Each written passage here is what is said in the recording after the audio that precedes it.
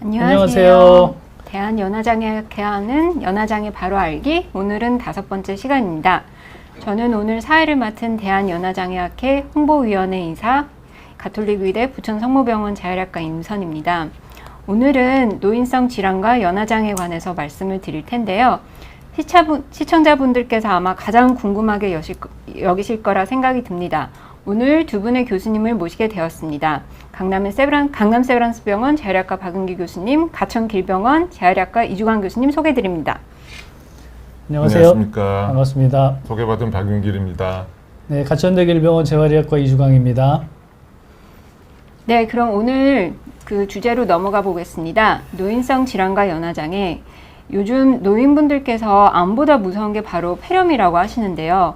그만큼 폐렴으로 인한 사망률이 폭발적으로 늘어나고 있으며 나이가 들수록 면역력이 약해지죠. 그래서 폐렴에 걸릴 위험이 더 높다고 합니다. 이런 폐렴은 발병을 하면 더 치명적일 수 있다고 하는데 이런 문제가 사회적으로 문제가 되고 있죠. 그래서 여기 슬라이드 보시면 10년 새 폐렴 사망률은 무려 302.9%가 증가가 되었고 이게 사회적으로 큰 문제가 되고 있다고 하죠. 네, 여기 보시면 그 의료기관 평가인증원에서 설 연후에 이물질에 의한 기도폐쇄 환자 안전주의 경보를 내렸는데 혹시 박윤기 교수님 이거에 대해서 설명을 해주실 수 있나요? 네, 그 설 연휴에 뭐 이렇게 음식 드시다가 우리나라뿐만이 아니고요. 사실은 뭐 일본에서도 이와 유사한 사례가 이제 많이 발생을 하는데 뭐 떡 같은 거 이제 많이 드시지 않습니까? 이렇게 찐떡찐떡한 거 아니면 급하게 많이 드시다가 특히 이제 고령자분들이 뭐 걸릴 수도 있고 또 이런 음식물이나 이런 것들이 폐로 넘어가서 폐렴이 생기는 경우가 종종 있기 때문에 오늘 어떻게 하면 이런 걸 좀 막을 수 있는지 잘 좀 보시는 게 좋겠습니다. 네, 지금 방송에 압록강 700순정님 들어오셨고 민수정님 들어오셨습니다. 반갑습니다. 네, 다음 슬라이드 한번 보겠습니다. 그래서 이제 100세 시대라고 하죠. 그래서 100세 죽는 날까지 우리가 좋아하는 음식을 먹고 지낼 수 있으면 정말 큰 복일 것 같은데 요즘은 의학기술의 발달로 수명이 연장되어 아프지 않고 오래 살게 되었죠. 그러면 이런 무병장수를 위해서는 어떻게 평소에 건강관리를 하는 것이 좋을까요? 박은길 교수님. 네, 뭐 병 없이 오래 사는 게 누구나 그 소망하는 일인데요. 뭐 화면에 보시듯이 이제 건강한 몸이라고 하면 우리가 많이 갖고 있는 이런 뭐 당뇨, 고혈압, 뭐 심장 질환 이런 게 없어야 되는데 혹시 그런 게 있더라도 요즘은 이제 약물 치료 또 예방하는 방법들이 많이 발달이 돼서 이런 것들을 이제 어느 정도 예방할 수가 있는데 그 외에 보시면 건강한 치아, 튼튼한 근육, 요새 근육 부자라는 얘기도 하는데 활동을 잘 할 수 있어야 되고 건강한 치아라고 하는 것은 잘 드셔야 된다는 얘기입니다. 그래서 충분한 영양 섭취, 또 맛있는 걸 갖다 잘 못 드시면은 뭐 영양 결핍뿐만이 아니고 우울해지기 때문에 그렇게 되면 또 우리가 움직이는 것도 저하돼서 튼튼한 근육이 안 생기고 또 여러 가지 합병증이 오게 되죠.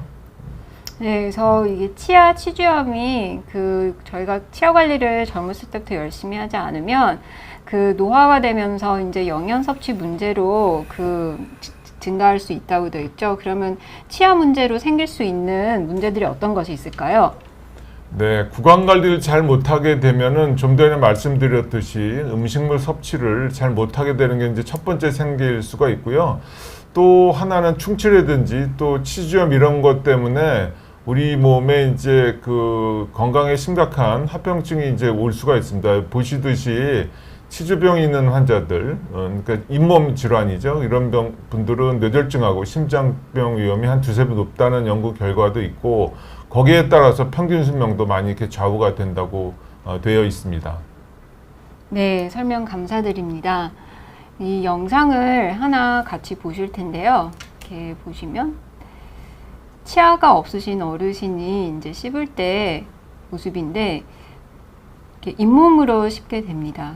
그러면 그 딱딱한 고체 음식이 이제 잘 씹기가 어렵겠죠. 그래서 치아 관리가 제대로 되지 않을 때에는 잇몸으로 씹게 되는 그런 불편감이 있고 결국에는 다양한 음식을 섭취할 수가 없어서 고령이 되면 이제 단백질이 섭취가 적어지면 이제 근육도 그 근감소증이 올 수 있고 여러 가지 합병증이 올 수 있습니다. 여기 압록강 700리 순정님께서 목 삼킴 어려운 것도 연화장애인가요? 라고 질문을 주셨는데 그 삼키기 어려운 게 결국에는 연화장애가 아닌가요? 이주광 교수님? 대표적인 연화장애 증상이죠. 삼키기 어렵고 목에 걸리고 또는 먹다가 기침 나고 살에 생기고 이제 이런 것들이 아주 대표적인 연화장애 증상 맞습니다. 네, 정확하게 잘 지적을 해주셨습니다.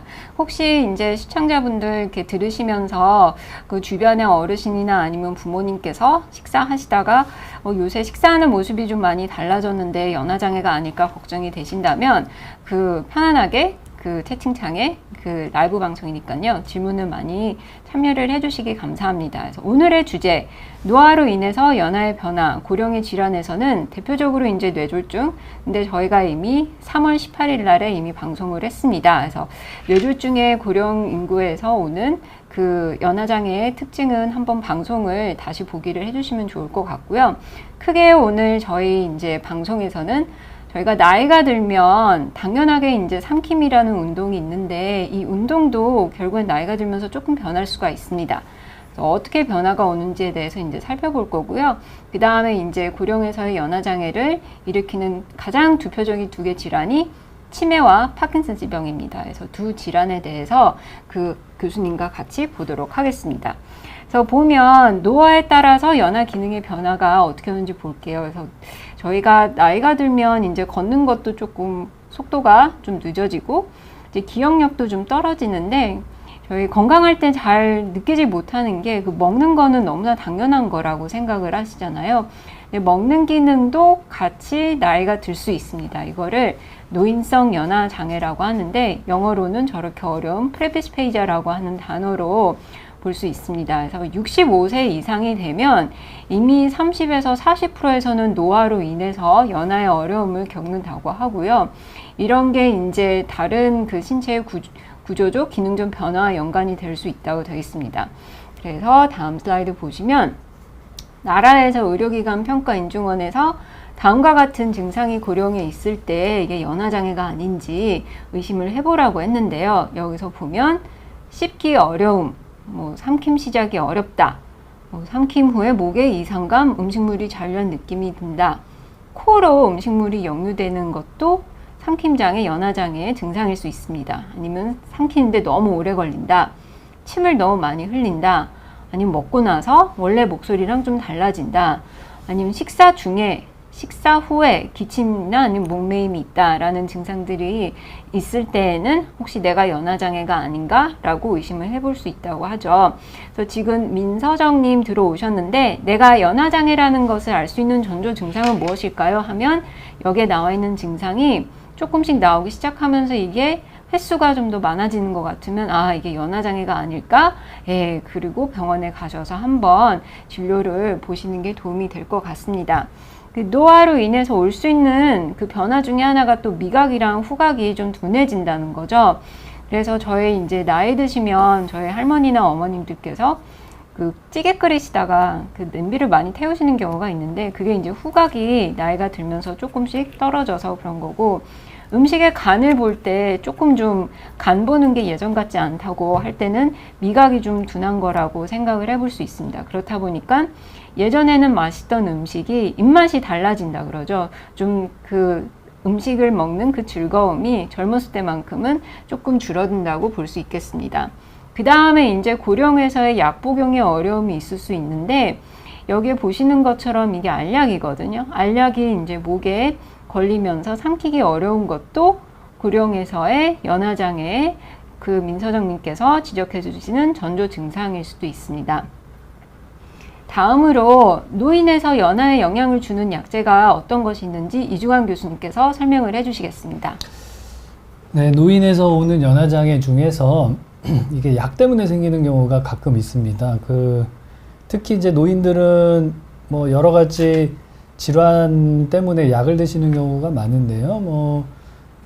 소변 관련된 질환이라든가 또는 우울증이라든가 또는 치매 때문에 약을 드시기도 하고, 기타 고혈압이라든가 당뇨 이런 것 때문에도 약을 많이 드시죠. 그리고 많은 분들이 이제 소화기 장애 때문에 소화가 잘 안 된다든가 변비가 심하다든가 이제 이래서 약을 드시는데 이런 약들 중에서 연화 장애를 일으키는 약이 꽤 많습니다. 대표적인 약물로는 항콜린성 약물이라고 그러는데 그 우리 몸에 있는 자율신경을 조절하는 그런 약제 중에서 이 항콜린성 약물이 있습니다. 이거를 먹을 때 우리 장 운동을 느리게 하고 그 다음에 식도의 연동 운동도 좀 느려지고 침 분비가 잘 안 되기 때문에 입이 마르는 현상이 생겨요. 그래서 어떤 약을 드시다 보면 입이 굉장히 마른다 이제 이렇게 얘기하시는 어르신들이 계세요. 그게 약 때문에 그럴 수 있습니다. 한번 그 의사분께 처방해 주신 의사분께 좀 체크 받으시면 좋겠습니다. 그리고 노인이 됐을 때 또 우리나라 그 우울증이 많잖아요. 노인 우울증이 우리나라가 세계에서도 가장 높은 나라 중에 하나인데 그래서 우울증 약 드시는 경우가 있어요. 근데 우울증 약 중에서 일부 약제는 이런 연화장애를 일으킵니다. 또 식욕을 떨어뜨리는 효과를 보이는 약도 있어요. 그래서 이런 것들이 다 먹는 것과 관련이 있죠. 식욕저하 또 연화장애 이제 이런 게 다 나타날 수 있습니다. 그리고 변비약, 그 다음에 또 방광에 작용하는 약들도 저런 항콜린 작용이라든가 또는 다른 경로로 이 먹는 데 영향을 줄 수 있어요. 그래서 이런 약들을 드실 때에는 이게 혹시는 연화장애와 관련이 있지 않는지 부작용을 반드시 확인하고 주치의 선생님께 상담 받으실 필요가 있겠습니다.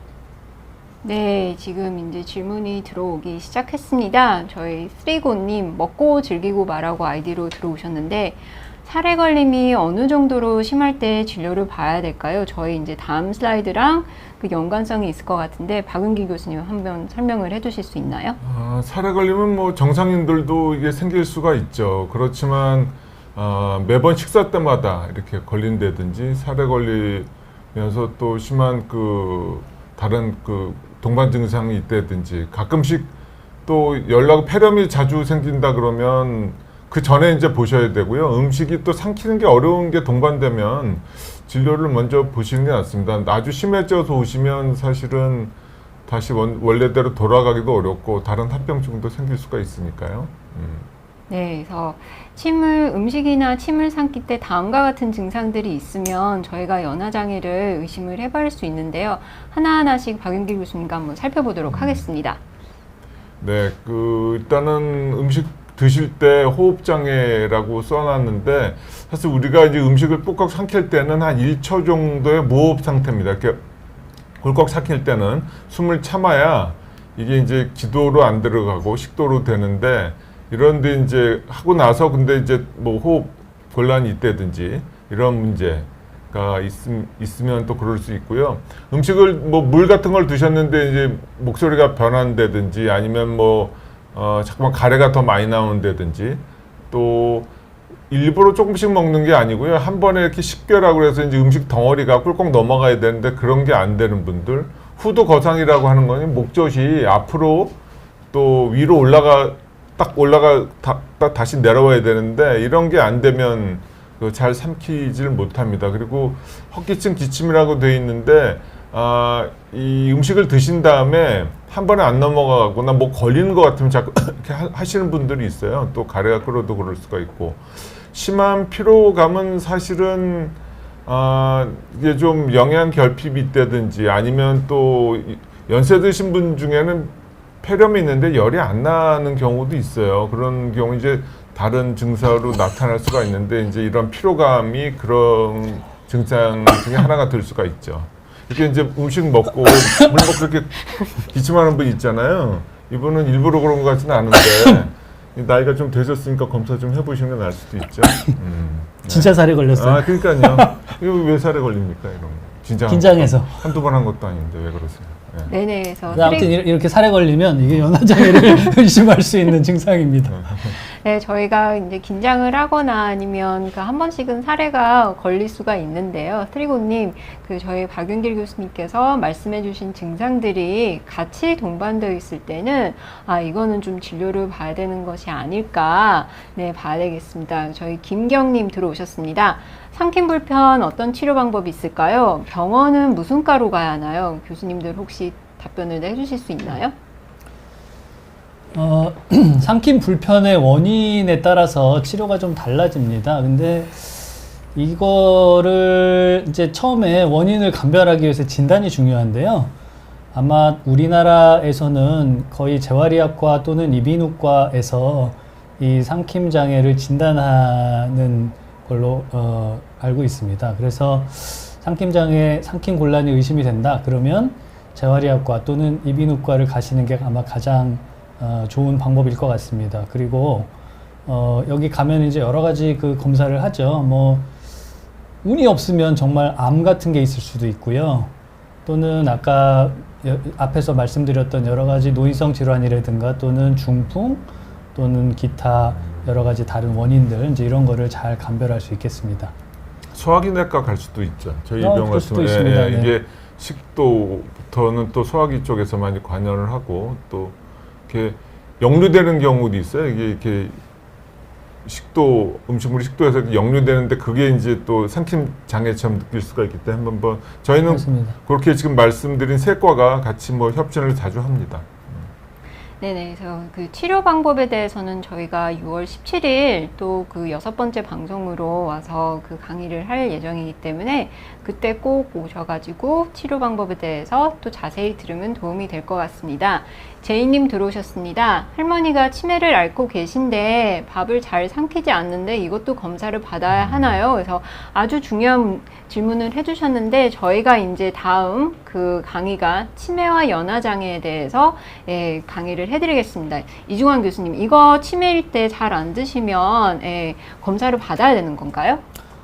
검사 받을 필요가 있습니다. 치매가 이제 나이 드신 분들한테 제일 걱정되는 질환이더라고요. 뭐 저희 어머니도 그렇고 연세가 드시면서 뭐 대표적인 노인성 질환이 암도 있고 또 뇌졸중이라든가 심장 혈관 질환도 있고 또 치매도 있고 그렇지 않습니까? 그런데 암보다 치매를 더 두려워하시더라고요. 왜냐하면 치매 걸리고 나면 본인이 이제 현재까지 살아왔던 그런 인생에 대해서 잊고 또 사람들과의 관계도 자꾸 유지하기가 어려워지고 이렇게 소외되고 이렇게 되지 않습니까? 그래서 인생이 참 힘들어진다 이렇게 생각을 하시고 치매를 제일 무서워하세요. 근데 치매 환자들 중에서 상당히 많은 분들이 이렇게 알게 모르게 연화장애가 많이 있습니다. 그래서 먹는 것도 문제가 생기고 또 삼키는 것도 문제가 생기고 이제 그런 건데 앞으로 아마 우리가 또 좀 자세히 더 얘기를 할 것 같은데요. 잘 안 삼키는 거 이거 치매에서 가끔 보일 수 있는 문제입니다.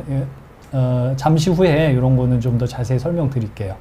네네. 그래서 지금 슬라이드를 보시면 그 치매가 이제 흡인성 폐렴과 굉장히 연관성이 높은 걸로 되어 있는데 무려 사망 원인이 70%라고 되어 있죠, 이주관 교수님? 네, 맞습니다. 그 치매 환자들이 사망하는 원인을 이제 외국이나 우리나라 연구에서 분석을 해보면 마지막에 돌아가실 때는 폐렴으로 돌아가시는 경우가 가장 많거든요. 그런데 폐렴이 생기는 가장 많은 원인은 연화장애입니다. 그러니까 폐 안에 그냥 균이 들어가서 폐렴이 생긴다고 생각하는데 실제로는 그거보다는 좀 전조 그 기전이 있어요. 그러니까 음식이라든가 또는 침 분비물이라든가 이런 것들이 기도로 넘어가서 폐 안으로 이렇게 들어가게 되고 거기에서 세균이 증식하면서 이제 폐렴이 되는 거거든요. 그러니까 치매 환자가 이제 그 많이 쇠약해져서 말기로 가서 거동도 잘 안 되고 이렇게 되시면은 침상에 누워 계신 일이 많아지게 되는데 그때 대표적으로 오는 감염이 그 폐렴과 요로 감염입니다. 그리고 폐렴으로 돌아가시게 되는 가장 큰 원인은 연화장애, 삼킴장애가 되겠죠. 네네, 그래서 여기 압록강 700리 순장님께서 정말 공감을 많이 해주셨습니다. 치매 정말 무섭죠. 그리고 저희도 암보다 치매가 무서운 건 마찬가지인 것 같습니다. 그래서 그 시기에 어려움을 보인다고 하는데 치매 어르신의 이제 연화장애 증상은 어떤 것이 있을까요? 치매 환자의 연화장애는 굉장히 다양하게 나타나는데요. 여기 지금 화면에 보이는 예를 보면 고령의 87세 치매 환자분이 오셨는데 음식 먹는 속도가 느려졌다. 그리고 죽 한 그릇 먹는데 걸리는 시간이 1시간이 걸리신대요. 1시간 동안 먹는지 안 먹는지 그냥 느긋하게 드시는 거죠. 그 다음에 가끔은 먹다가 입에 음식을 물고서 안 삼키고 그냥 가만히 계세요. 아니면 우물우물우물우물 계속 하시는데 정 삼키지는 않으시고 그냥 계시거나, 또는 음식을 갖다 드려도 흥미가 없어서 잘 안 드시려고 하고 보고만 있다든가, 또는 가끔은 음식을 먹다가 그냥 안 삼키고 뱉어버리시기도 하고요. 또 한 달, 두 달, 세 달 이렇게 쭉 경과를 봤더니 점점 체중이 줄어요. 그래서 이제 지금 보여주는 저런 증상들이 치매에 관련된 연화장애에서 다 올 수 있는 증상입니다. 네, 정말 무섭네요. 이게 그냥 옆에서 볼 때는 그냥 잘 못 드시나? 아니면 뭐 그 음식이 입맛에 안 맞으신가 하면서 저희가 간과할 수 있는 건데, 이런 증상들이 보이면 저희가 놓치지 말고 꼭 병원 진료를 꼭 봐야 되겠습니다. 그런데 교수님, 치매 환자에서 왜 연화장애가 발생을 할까요? 그 원인이 무엇일까요? 치매는 흔히 생각할 때 그냥 기억력이 떨어지는 병인지 이렇게 생각하시는 경우가 많은데, 실제로는 기억력이 먼저 떨어지기는 하지만 그거 외에 뇌세포의 다른 그 영역에서도 그런 퇴행성 변화가 진행이 돼서 뇌세포의 기능이 떨어집니다. 이렇게 대표적으로는 판단도 떨어지고, 또 여러 가지 그 뇌세포 간의 서로 협응 능력들도 떨어지고, 그렇기 때문에 주의 집중력, 또 기억력, 언어 능력, 판단 능력, 이제 이런 게 다 떨어지게 되죠. 그리고 또 노인이기 때문에 나이가 드시면서 뭐 냄새라든가 맛의 감각도 같이 떨어지고요. 치매 환자한테는 그게 특별히 더 심하다는 연구들도 많이 있습니다. 그렇게 되니까 그것 때문에 먹는 거에 여러 가지 단계의 문제가 생기죠. 그래서 의식이 떨어지고 그런 먹는 거에 대한 주의력이 떨어지고 이렇게 되면 잘 안 드시려고 할 거고요.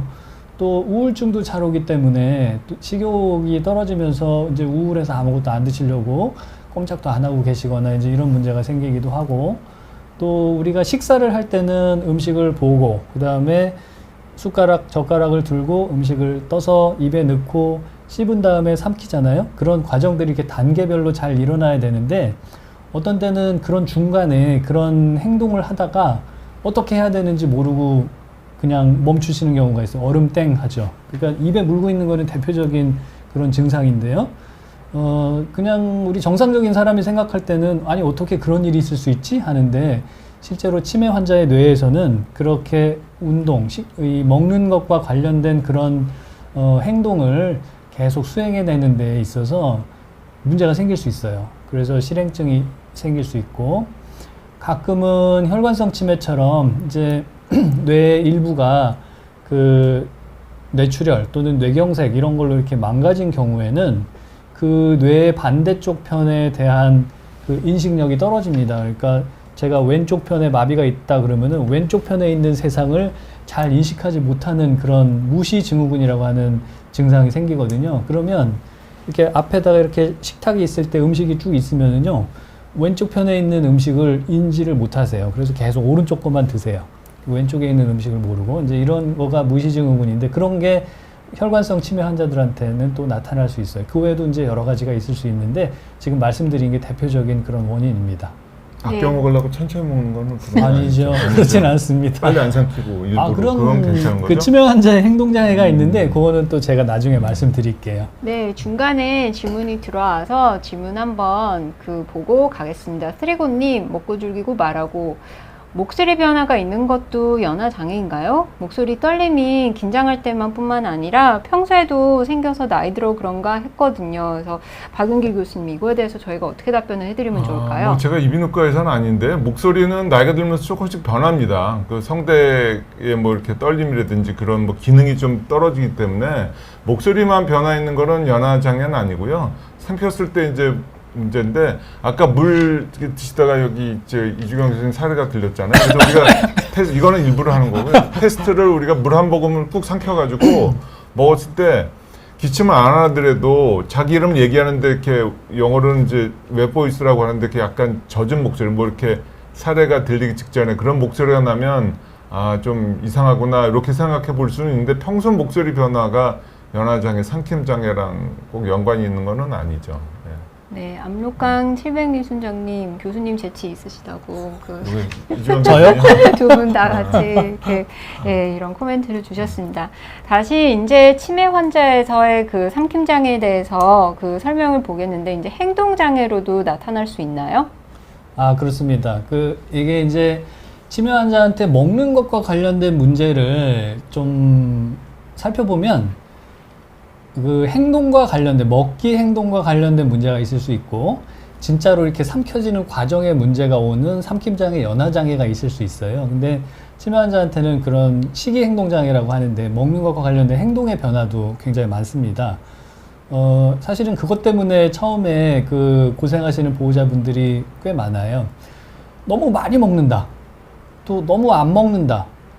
또는 아무거나 먹는다. 이제 이런 것들이 그런 식이행동장애죠. 너무 많이 먹고, 너무 안 먹고, 아무거나 먹고, 또 진짜로 이제 지금까지 저희가 얘기했던처럼 삼킴장애, 연화장애 오기도 하고요. 그래서 요거를 좀 더 자세히 말씀드려야 될 것 같아요. 네네. 다음 슬라이드로 한번 보겠습니다. 너무 많이 먹는다. 뭘 뜻하는 거죠? 너무 많이 먹는다는 예를 들면 밥을 먹고 안 먹었다고 또 드세요. 또 달라고 그래요. 그런 문제가 생깁니다. 그러니까 어르신들이 왜 그럴까 생각을 해보면 본인이 먹는 걸 잊어버리시는 거예요. 식사를 했는데 분명히 밥을 먹었는데 1시간 전, 2시간 전에 드셨거든요, 분명히. 근데 야, 애미야, 나 아침 안 먹었는데 왜 안 주니? 그러고 이제 구박을 하세요. 그런데 금방 드렸잖아요. 이제 이렇게 되는 거죠. 근데 밥 먹은 거 잊어버리신 거예요. 그리고 이게 이제 이렇게 해서 기억력 장애 때문에 그럴 수도 있고요. 또는 가끔 치매 환자들이 그 포만감, 그러니까 우리가 먹고 나면 배가 부르지 않습니까? 근데 그거를 느끼는 그 감각도 떨어지시는 경우가 있어요. 그래서 그것 때문에도 또 드시는 경우가 있어요. 그래서 밥을 여러 차례 드시거나 또는 뭐 간식 같은 거를 막 이렇게 갖다 놓고 쌓아놓고 드시거나 이제 이럴 수 있어요. 그리고 뭐 여러 가지 그 인지장애 때문에 한 번에 드시는데 내 눈앞에 있는 음식이 다 없어질 때까지 드세요. 그러니까 가끔 이제 따로 사는 자제분들이 이제 그 어르신들 드시라고 간식을 사갖고 오지 않습니까? 그러면 그거 이제 이만큼 사와갖고 나눠서 조금씩 궁금할 때마다 드세요 하고 이제 드린단 말이에요. 그러면 앞에다가 놓고 그게 없어질 때까지 한꺼번에 다 드세요. 사탕 한 봉지 다 드시고 뭐 과자 같은 거 사왔으면 과자 한 봉지 다 드시고 그렇습니다. 그러기도 하고 또 가끔 수시로 냉장고를 뒤져갖고 드시기도 해요. 한밤중에 잠을 안 주무시고 한 새벽 2시, 3시쯤 나와가지고 부스럭부스럭 해요. 그래갖고 나가서 보면 냉장고 뒤져갖고 뭐 드시고 계세요. 저 중에 3개는 제가 해당이 되는. 아, 그래요? 첫 번째는 아닌데 나머지 3개는 해당이. 치매 검사 한번 해보셔야 될 것 같은데. 그래서 이제 이런 것들이 이제 너무 많이 먹는다에 해당되는 증상이세요. 굉장히 무섭네요. 그럼 여기 압록강 700리 순장님께서 그러면 연화장애 환자가 혹시 치매가 같이 있으면 본인이 환자인 줄도 모르는 경우가 굉장히 많겠네요. 아, 그렇습니다. 네, 치매가 있으실 때는 대개 그 치매 환자분들은 본인이 치매인 거를 잘 모르시는 경우가 많죠. 그리고 본인의 몸 상태에 대해서도 잘 인지를 못 하시는 경우가 많아요. 그러니까 본인이 삼킴장애가 있는지 또는 그런 식이 섭취 장애가 있는지 모르시는 경우가 많습니다. 그리고 우리 가족분들도 이제 이상하다. 왜 그러실까 이제 이렇게 생각을 하고 이제 자꾸 야단을 치기도 하고 또는 이제 그것 때문에 고민도 하고 어떻게 하면 이거를 해결을 할까 이렇게 하시는데 사실 이제 이런 문제가 있을 때 어떻게 행동을 교정할까 이런 거를 의료진하고 상의하시면 좀 도움을 드릴 수 있습니다. 네, 그래서 이제 가족분들이 가장 마음고생을 많이 하실 것 같은데요. 제가 아는 어떤 그 보호자분은 아예 그 냉장고를 다 비우고 그 냉장고를 비우니까 쌀통을 뒤져가지고 새벽에 이렇게 쌀을 이제 먹다가 이제 해가지고 너무 고통스러워하더라고요. 보호자들이 그러면 이런 치매 어르신을 모시고 있을 때 어떻게 하면 대처를 해야 될 수 있는지 설명을 해주시면 도움이 될 것 같습니다. 이게 이제 우리 그 치매 환자들마다 나타나는 증상이 굉장히 다양하게 나타납니다. 제가 아까 예로 들어드린 증상 외에도 다양하게 여러 가지가 있을 수 있거든요. 그러면 어떤 분한테는 뭐 이런 증상, 어떤 분한테는 저런 증상이 나타나잖아요. 그래서 이렇게 많이 먹기를 하는 분들한테 뭐 어떤 한 가지만 가지고 해결할 수 있는 그 정답은 없어요. 그러니까 그 어르신께서 왜 그렇게 하시는지를 잘 관찰을 하고 그거를 이렇게 슬기롭게 상황에 따라서 대처하는 법이 뭐 가장 정답이다 이렇게 말씀드릴 수밖에 없는데 몇 가지 이제 해볼 수 있는 그런 교정 방법들이 있어요. 이제 스스로 식사하게 만들기라는 거는 되게 이제 잘 안 드시고 그러면 처음에 이제 이렇게 떠먹여 드리거나 음식을 많이 갖다 놓고 이렇게 처음에 많이 드시게 할 수 있거든요. 근데 잘 안 드시던 분이 이게 치매 상태가 변하면서 갑자기 많이 드시는 쪽으로 바뀌기도 해요. 그런 경우에는 이렇게 스스로 식사하게 해드리면 이게 좀 천천히 드시는 경우가 있습니다. 그리고 식사하실 때 혼자 드시게 하지 말고 가족들이 옆에 있으면서 이렇게 얘기도 걸고 천천히 드시게 이렇게 유도하면서 식사 속도를 좀 늦춰드리면 좀 먹는 양이 줄어들 수 있어요. 그리고 또 먹을 때 이렇게 드시고 안 드시고 하는 거에 상관없이 이렇게 왕창 차려놓고 드시게 되면 그 음식이 없어질 때까지 드시거든요. 그렇게 하지 말고 딱 먹을 만큼의 양만 드리는 방법도 있어요. 그리고 당근과 채찍이라고 제가 써놨는데 저거는 어떤 의미냐면 치매 어르신들이 왜 이렇게 먹는 거에 집착하거나 또는 먹는 걸 싫어할까 이거를 가만히 생각해 보면 우리 뇌가 점점 기능이 약해지면서 일종의 그 억제 기능이 좀 없어져요. 그러니까 우리가 어른이 된다고 하는 것과 어린 나이일 때 하고 가만히 생각해 보면 어른은 참을 수 있잖아요. 판단하고 뭔가 억제할 수 있어요. 내가 저거 먹고 싶지만 지금은 내가 저거 다 먹으면 너무 많아. 좀 먹으면 안 되겠어. 또는 이거는 지금 내가 저걸 먹어야 돼. 먹기 싫지만 이제 이렇게 판단하고 할 수 있잖아요. 근데 그걸 나를 억제하면 내 본능을 억제하면서 이제 그렇게 행동하시는 거거든요. 근데 치매 어르신은 그렇게 억제할 수 있는 인지 능력이 안 되기 때문에 본능대로 하시는 거예요. 그럴 때 우리가 어린이의 행동을 교정할 때 어떻게 합니까? 당근과 채찍 전략을 쓰죠. 그래서 막 칭찬을 하거나 또는 이제 애가 좋아하는 거를 들어주는 대신 뭐 이렇게 먹는 거를 더 먹게 하거나 또는 못 먹게 하거나 이제 이렇게 그 교정을 하기 위해서 쓰잖아요. 또는 뭐 야단도 치고요. 그건 이제 채찍 전략이 되겠죠.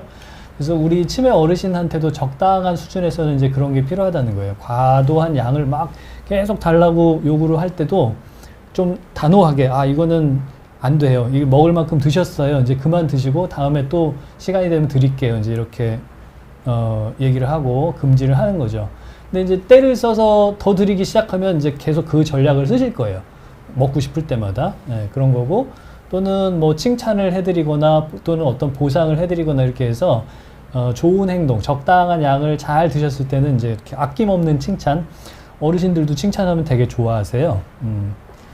어른이기 때문에 좀 어른 애들과 다르다고 생각하는데 실제로는 그 할머니 할아버지들 이렇게 칭찬해드리고 그러면 어린애처럼 좋아하십니다. 그래서 이런 전략도 좀 쉽게 접근해 볼 수 있는 방법이에요. 그리고 음식이라든가 간식이라든가 이런 거 계속 이렇게 찾아다니면서 먹잖아요. 그러니까 이거를 쉽게 접근하기 어려운 장소에 보관하거나 이렇게 치워서 눈에 안 보이거나 또는 이렇게 쉽게 접근하기 어렵게 이제 이렇게 하는 것도 방법이 되겠습니다.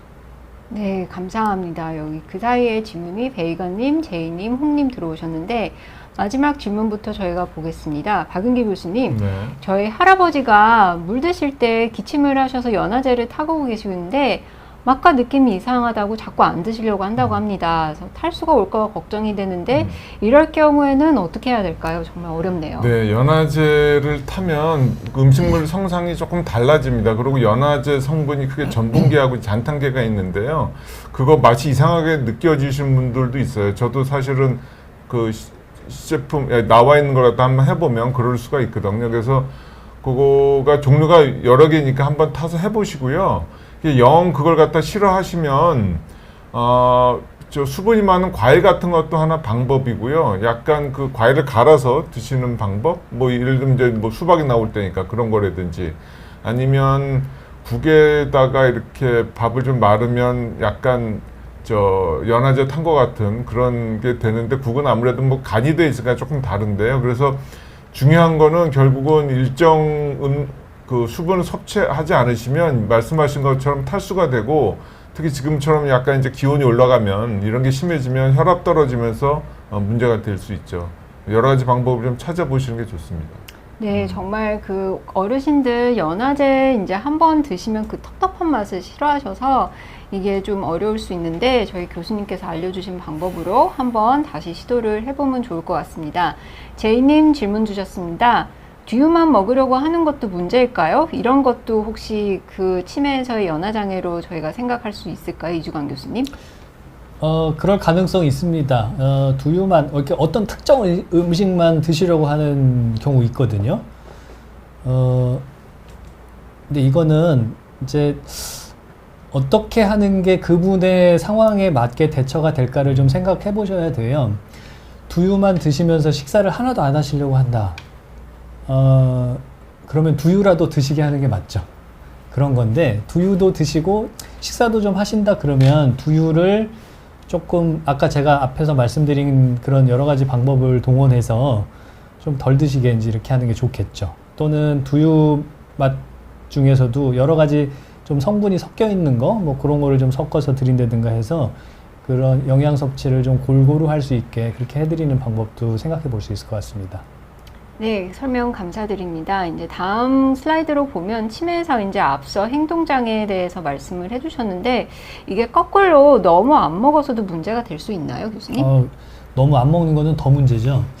사실 그 치매 어르신들이 나이가 점점 드시면서 치매가 진행을 하니까 맨 마지막에 돌아가실 때는 영양 상태가 상당히 안 좋아진 상태로 돌아가실 때가 많아요. 그런데 아까 말씀드린 거는 이제 초기에 그 치매 상태가 괜찮을 때 이제 주로 많이 드시는 쪽이고요.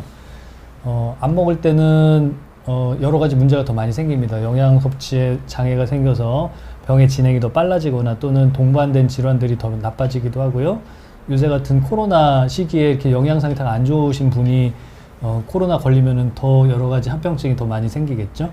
근데 이제 식사 거부하는 거, 그러니까 밥을 아예 안 드시려고 하거나 또는 입에 물고서 안 삼키려고 하거나 또는 음식을 입에 넣기는 넣는데 그냥 씹다 말고 뱉어버린다든가, 또는 먹다가 일어나서 그냥 여기저기 돌아다니고 다시 식탁으로 돌아오지 않는다든가, 이제 이런 것들이 그 너무 안 먹는 증상에 해당되는 그런 것들이 되겠습니다.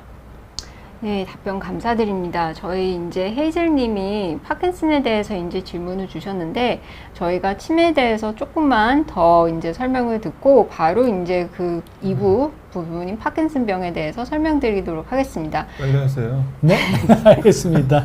워낙 좋은 내용이 많으셔서, 그러면 이럴 때 너무 안 드시려고 하는 것도 문제면 이럴 경우는 어떻게 해야 이제 식사를 할 수 있게 저희가 도와드릴 수 있을까요? 그게 잘 안 드시게 되는 그런 원인이 있을 때는 그걸 조절할 수 있는 만큼 최대한 조절할 필요가 있습니다. 이제 우울증이라든가 초조감이라든가 또는 여러 가지 행동장애가 있을 때 그걸 조절하는 걸로 이제 먹는 거를 좀 드실 수 있게 하고요. 그게 잘 안 될 때 이제 식사 중에 주의 빼앗김이라고 하는 거는 뭐냐면, 먹다 말고 뭐 옆에 이제 딴 사람 참견하거나 다른 데 이렇게 주의를 돌려서 먹는 거를 안 하시는 거죠. 그럴 때는 식사 환경을 이렇게 좀 간결하게, 또 옆에 이렇게 주의 산만하게 할 만한 거를 이렇게 다 치우는 그런 방법이 있고요. 또 식사 환경을 잘 본인이 선호하는 그런 상태로 만들어 드리는 것도 방법입니다. 이렇게 같이 좋아하는 사람하고 밥을 먹게 한다든가, 또는 본인이 선호하는 식기 또는 그 식탁에 자리가 있을 수 있어요. 거기가 아니면은 또 잘 안 드시려고 하고 이럴 수도 있거든요. 근데 이제 그런 행동이 있으면 이제 그걸 맞춰드리면 좋고요. 또 좋아하는 맛의 음식을 많이 드리는 방법도 있어요. 이제 되게 어르신들이 단맛, 그 다음에 짠맛 좋아하시거든요. 그죠? 단짠 좋아하세요. 입맛이 어린애같이 점점 변하시기 때문에. 그러면 단맛이 많이 들어간 음식을 제공을 해드리고, 만들 때도 달게 만들어드리고, 이제 이렇게 하는 방법이 있고, 뭐 숟가락으로 직접 이제 드시게 하는 방법도 있고, 음식 만들 때부터 이렇게 참여해서 뭐 같이 만들고 드시게 하면은 더 잘 드시는 경향이 있습니다. 그리고 뭐 식탁을 차리는데 좀 도움을 부탁을 해서 이렇게 식기도 놓고 숟가락 젓가락도 놓고 이제 이런 데 참여를 시킨다든가, 또는 뭐 푸드 플레이라 그래갖고 음식을 가지고 좀 이렇게 익숙하게 이렇게 뭐 갖고 노는 것처럼, 그러니까 뭐 우리 애들 보면은 뭐 비행기가 날아간다 그래서 삥 해갖고 입으로 꼬리 뭐 이런 거 하잖아요. 이제 어르신들한테 뭐 그런 정도까지는 할 수 없지만, 그런 음식을 가지고 친숙하게 놀이처럼 이렇게 드시게 하는 방법도 있고, 또 자꾸 돌아다니시는 분들이 이제 너무 안 먹을 때 그걸 대처하기 위해서는 주로 잘 가는 그런 소파라든가, 또는 뭐 어디 방에 또는 침대라든가 이런 데다가 손으로 이렇게 쉽게 집어 먹을 수 있는 음식을 갖다가 조금씩 놓는 방법도 있습니다. 그러면 거기 가 있을 때도 좀 드실 수 있게 이렇게 해서 식사량을 유지하는 방법도 있고요. 또 정 먹는 양이 부족할 때는 조금만 먹어도 칼로리가 유지가 될 수 있도록 고칼로리의 양념이라든가 소스라든가 이런 거를 음식에다가 첨가해서 같은 양을 드셔도 좀 칼로리가 더 높게, 그래서 모자라지 않게 드시게 하는 방법도 써볼 수 있겠습니다. 네, 정말 교과서에도 없고 어디에서 검색해도 나오지 않는 그 꿀팁을 많이 알려주셨는데요.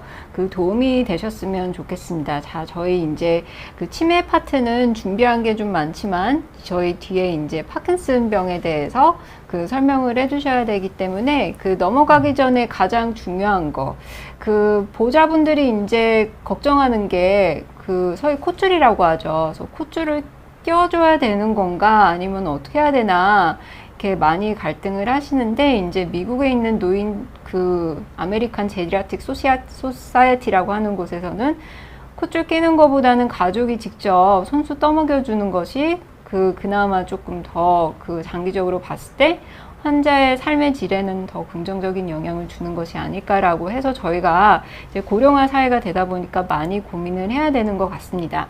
자, 이제 많이 기다리셨습니다. 파킨슨병과 연화장에 대해서 설명을 해드릴 텐데요.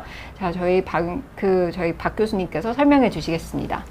예, 파킨슨병은 아마 이제 많이들 알고 계실 거고요. 우리나라도 고령화 사회가 되면서 유병률이 상당히 높아졌습니다. 유병률이라는 건 이제 어느 시점에 그 병을 갖고 있는 퍼센트인데, 60세 이상에서 한 1% 정도 되니까 상당히 많은 거죠. 뇌 퇴행성 질환 중에서는 뭐 알츠하이머와 파킨슨병이 대표적인 거고요. 이거는 이제 도파민이라고 하는 신경 전달 물질이 잘 안 나오게 되는 겁니다.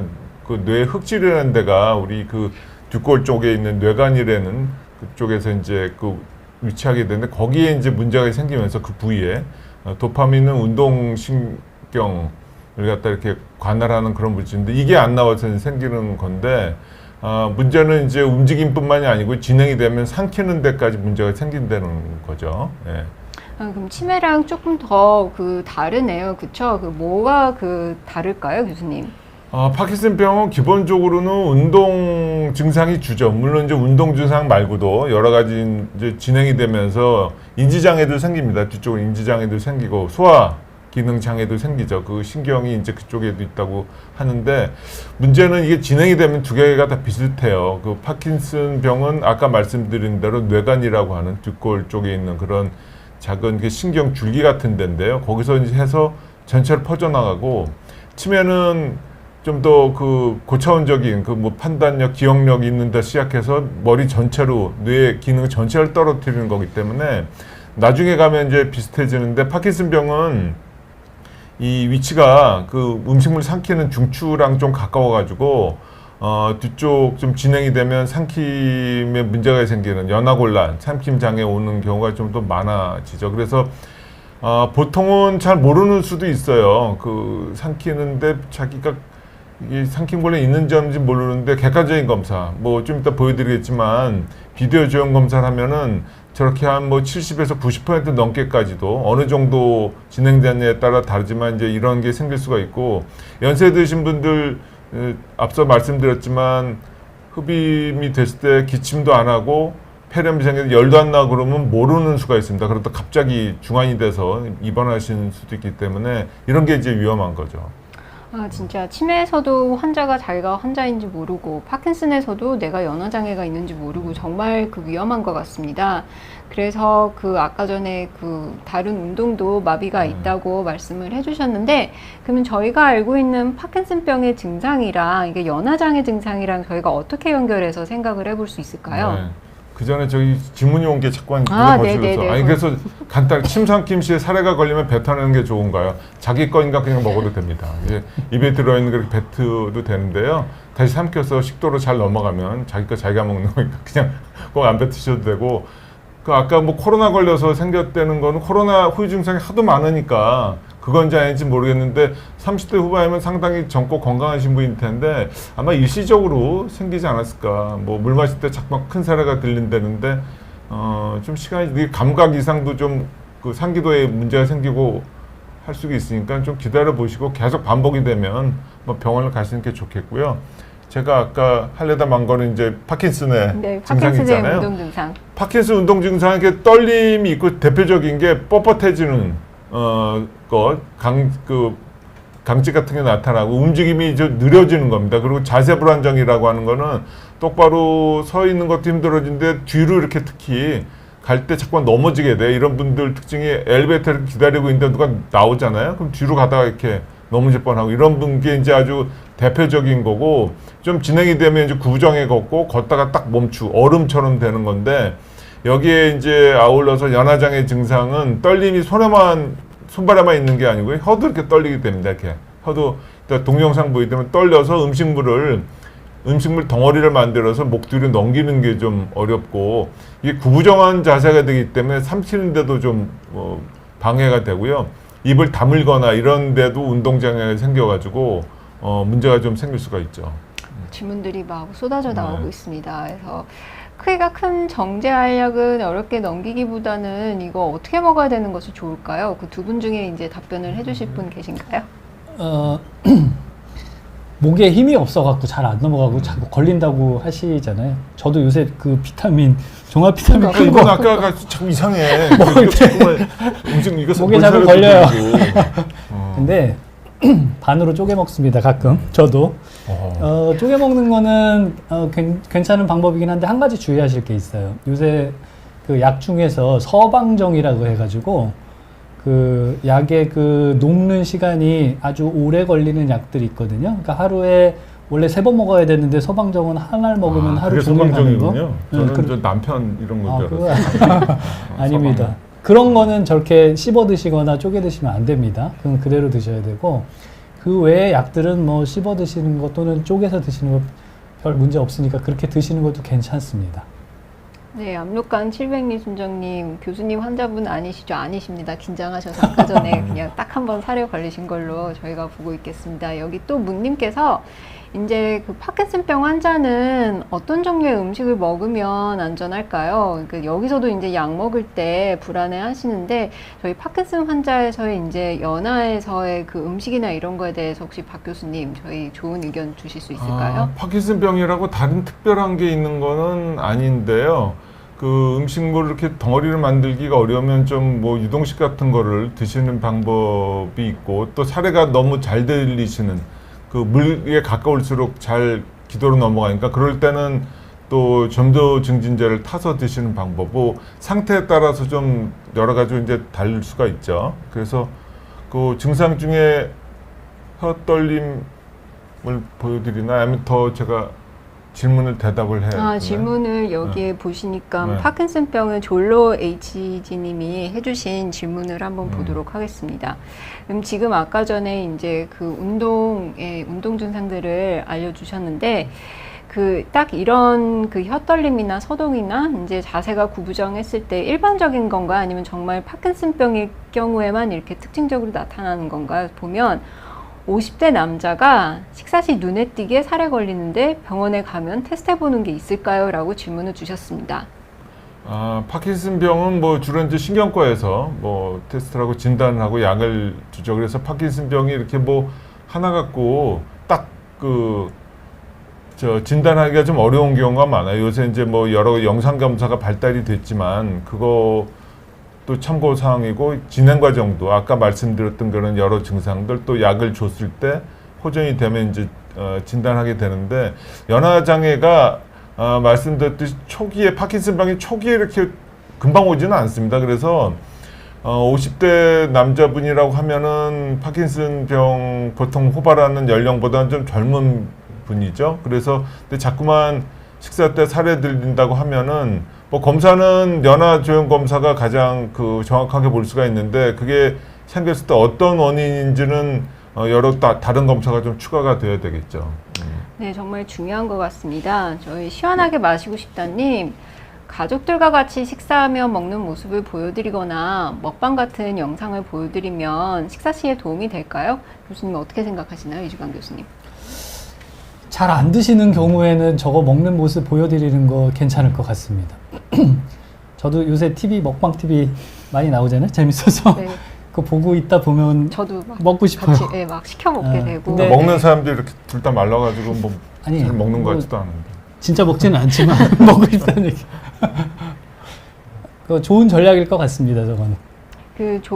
저도 그 보호자분들한테 말씀드리는 게 이제 식사를 못 하시는 이제 저희 어르신들이 있을 때 이렇게 가족분들이 그 앞에서 음식 먹는 거를 되게 죄스럽게 생각을 하셔서 자꾸 몰래 숨어서 먹거나 그러는데 사실 그런 모습을 보여주기보다는 정말 먹방을 그 앞에서 보여주면 이렇게 조금씩 잊어먹었던 삼킴이나 이런 음식을 먹었던 그 모습이 좀 기억이 나시면서 훨씬 식사 시간에 도움이 많이 된다고 하니까 시원하게 마시고 싶다는 그런 전략을 한번 써보는 것도 좋을 것 같고요. 저희 마지막 질문입니다. 보면 이제 마라나다님 음식을 먹다가 목이 잘 메이는데 이것도 연화장애인가요, 교수님? 잘 안 넘어간다고 하면 큰 범주를 봐선 그럴 수가 있죠. 근데 이제 잘 들려보는 음식, 뭐, 떡 같은 거 있지 않습니까? 그리고 너무 이제 큰 음식, 이런 거가 자주 그런다 그러면 그걸 피하면 되는데 일반적인 음식이 자꾸만 그렇다 그러면 그거는 한번 체크해 볼 필요가 있습니다. 네, 감사합니다. 저희 이제 방송을 정리하기 전에 저희 동영상 파킨슨 환자에서의 혀떨림이라는 게 도대체 어떤 건지 영상을 하나 보고서 정리하겠습니다. 교수님 이거 설명해 주실 수 있나요? 혀가 막 이렇게 떨리잖아요. 저 치아 사이에 있는 임플란트 사이에 있는 떨리면 저게 음식이 잘 넘어가지가 않고요. 큰 움직임이 안 나오기 때문에 음식을 입에 물고 있게 됩니다. 흘릴 수도 있고. 이거는 이제 음식물을 드실 때 기관절개를 한 환자긴 한데 물입니다. 물을 갖다 꿀꺽 삼킬 때 그 앞쪽이 기도고요. 뒤쪽이 식도인데 뒤쪽으로 다 넘어가야 되는데 일부가 이제 앞쪽으로 이렇게 명확하게 보이진 않는데 가면서 까맣게 나오는 조영제가 이렇게 묻어나가는 그리고 한 번에 이게 쭉 안 넘어가고 음식물이 잘게 이렇게 나눠져 가지고 꿀꺽 삼키기가 어려운 목에 좀 고여 있죠. 그러다가 이제 저게 기도로 그냥 넘어갈 수도 있고요. 한 번에 안 넘어가고 두세 번 꿀꺽꿀꺽 해야지 넘어가는 그런 것도 이제 연화 장애 중에 하나가 되겠습니다. 네, 이게 비디오 투시 연화 검사를 해야만 이런 게 좀 더 잘 보이니까요. 어르신 중에서 좀 먹는 게 좀 이상이 있다 하면 꼭 병원에 들리셔서 확인을 한번 받으시면 좋겠습니다. 정말 마지막 질문입니다. 썸머님, 연화장애 걸리고 나서 음식 먹을 때 몇 숟가락 뜨지도 않았는데 트림이 빈번하게 나타나는데 이거 좋은 건가요? 나쁜 건가요? 나쁜 거겠죠? 아무래도. 네. 저게 아마 이제 원래 정상적으로 트림이 나타날 수 있죠. 식사를 할 때 우리가 공기를 같이 삼키거든요. 우리가 모르는 사이에 공기도 같이 넘어갑니다. 그러니까 그게 나중에 위장에 모여 있다가 이제 이렇게 역류돼서 올라오는 게 트림이죠. 그런데 몇 숟가락 먹지도 않았는데 트림이 나타난다. 그거는 공기를 평소보다 많이 드시는 그런 경우일 거고요. 그 다음에 또 식도 괄약근이 이제 작용을 잘 해서 원래는 먹는 중간에는 이렇게 역류돼서 오지는 않거든요. 근데 트림이 빈번하게 나타난다는 건 그게 역류가 잘 된다는 거를 의심할 수 있는 증상이에요. 그러니까 저거는 한번 소화기내과 선생님이나 또 내시경을 하거나 이렇게 해서 그런 그 역류성 식도염이라든가 역류 관련된 질환이 있는지 한번 확인해 보실 필요가 있을 것 같아요.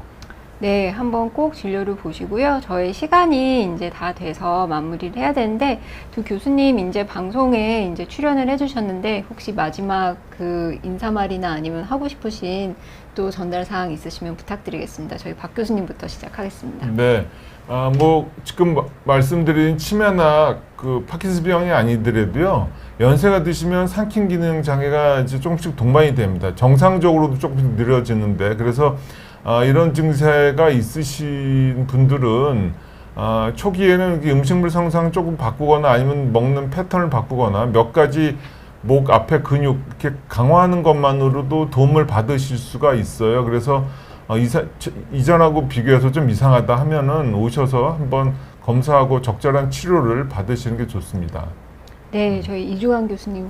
저도 비슷한 얘기인데요. 나이 드시면서 뭐 노인이 되거나 또는 치매, 또 파킨슨 이제 이런 병이 있을 때 이 연화 장애가 있어도 의뢰 그러려니 하고 넘어가는 경우가 너무 많습니다.